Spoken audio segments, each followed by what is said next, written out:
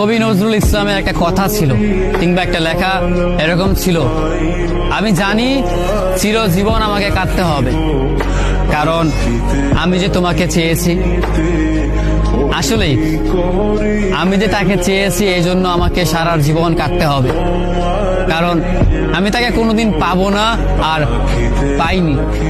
পাইনি বলেই আমার কান্না করতে হয়। তাকে আমি প্রচন্ড ভালোবাসি বলেই আমার কান্নাটা আসে, তাকে আমি আমার করে পাইনি বলেই আমার কষ্টটা হয়।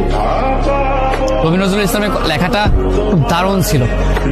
আসলেই তাকে পাইনি বলে আমাকে সারা জীবন কান্না করতে হবে। যদি সে আমার এই ভালোবাসাটা বুঝতো, আমার এই অসীম ভালোবাসাটা বুঝে আমাকে একটু বলতো যে আমি অন্যদের মতো কখনোই তোমাকে ছেড়ে যাব না, তাহলে বিশ্বাস করুন পৃথিবীতে হয়তো আমার চাইতে সুখী মানুষ আর কেউ হতে পারতো না।